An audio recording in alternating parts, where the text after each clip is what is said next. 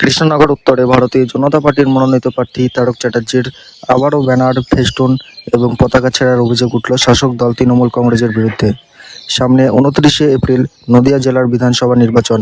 সেই নির্বাচনকে সামনে রেখে শাসক বিরোধী জোর কদমে প্রচার কর্মসূচি চলছে।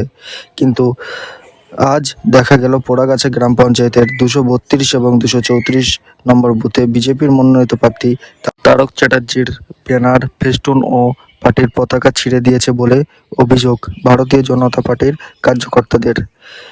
এই ঘটনা ঘটার পর কৃষ্ণনগর উত্তরে মণ্ডল সভাপতি আনন্দ মণ্ডল এবং ওই মণ্ডলের সাধারণ সম্পাদক চন্দন মালাকার সহ আরও নেতৃত্ব ও কার্যকর্তারা ঘটনাস্থলে আসেন এবং গোটা ঘটনাটি পুলিশ প্রশাসনকে জানিয়েছে বলে জানা গেছে। যদিও এই ঘটনা ঘটার পর তৃণমূল কংগ্রেসের পোড়াগাছা অঞ্চল সভাপতি আমাদের ক্যামেরার সামনে প্রতিক্রিয়া দেন যে এই অভিযোগ সম্পূর্ণ ভিত্তিহীন। পাশাপাশি তিনি বলেন, তৃণমূল কংগ্রেসের কোনো কর্মী বা নেতৃত্ব এর সঙ্গে যুক্ত নয়। বিজেপিরা এটা নোংরা খেলা করছে বলে তিনি দাবি করেছেন। খবর পেয়ে ঘটনাস্থলে পুলিশ পৌঁছে ঘটনার তদন্ত শুরু করেছে। তবে গোটা ঘটনায় এলাকায় ব্যাপক চাঞ্চল্য ছড়িয়েছে। নদিয়া থেকে অঞ্জন শুক্লের রিপোর্ট, গৌরবঙ্গ টিভি।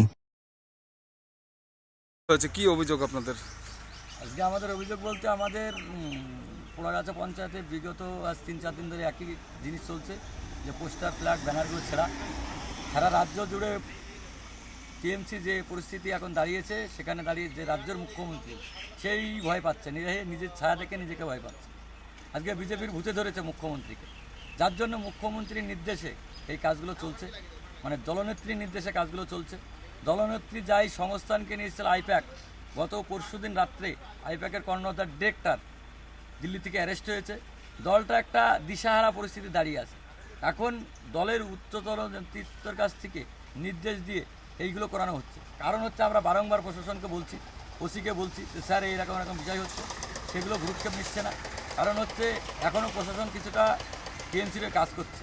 তা আমরা চাইছি যে আমাদের এই কৃষ্ণনগর উত্তর বিধানসভা এই করে কিছু করতে পারবে না। মানুষ আমাদের সাথে আছে, মানুষ আমাদেরকে ভোট দেবে আর জিতাবেই। আর রাজ্যে 26 সালে বিজেপি ক্ষমতা আসছে। আজকে যারা এগুলো করছে তাদের ফল কিন্তু ভবিষ্যতে ভালো হবে। আজকে আমাদের স্বরাষ্ট্রমন্ত্রী অমিত শাহ বলেই দিয়েছে, এদের সাথে কথা হবে 4 তারিখের পর। আমাদের বিজেপির লোকে করলে অনেক কিছু করতে পারে, আমরা কিন্তু সেটা করবো না। আমরা আইন, প্রশাসন, দেশের সংবিধানের উপর আস্থা রাখি, ঠিক আছে? তার জন্য তো আমরা বলছি বারংবার প্রশাসনকে দেখতে, আমরা প্রশাসনের উপর ছেড়ে দিয়েছি যে কী করে, নালে আমাদের স্টেপ আমাদের নিতে হবে। আপনার নাম? আমার নাম হচ্ছে আনন্দ মণ্ডল, আমি কৃষ্ণনগর উত্তর বিধানসভার 3 নম্বর মণ্ডলের সভাপতি। আবারও যেটা আজকে অভিযোগ করছে বিজেপিরা, যে আবারও তাদের ব্যানার, ফেস্টুন ছেঁড়া হয়েছে পোড়াগাছা আপনার জিপির আন্ডারে 232 এবং 234 নম্বর বুথে। কি বলবেন বিষয়টাকে? এটা বিজেপির নিজেদের নোংরা খেলা একটা। এরা দেখছে এখন হারের ভয়ে এরা নিজেরাই মানুষকে মানে দেখাচ্ছে যে এরা তৃণমূল করছে। এটা নয়, এটা সম্পূর্ণ মিথ্যে, ভিত্তিহীন। এটা সম্পূর্ণভাবে ওরা নিজেরা করে আমাদের দলের ওপরে ওরা চাপিয়ে দিচ্ছে। আমরা ওই নোংরা রাজনীতিতে কখনোই পছন্দ করি না, বা ওই নোংরা রাজনীতি আমরা করি না। আমাদের দল মমতা ব্যানার্জির দল, আমরা মানুষের পাশে থাকি, মানুষের কাজের জন্য আমরা আছি।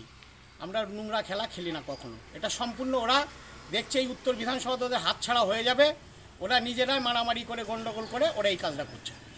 আপনার নাম? আমার নাম মনোজ বালো, আমি পোড়াগাছা অঞ্চলে তৃণমূল কংগ্রেসের অঞ্চল সভাপতি।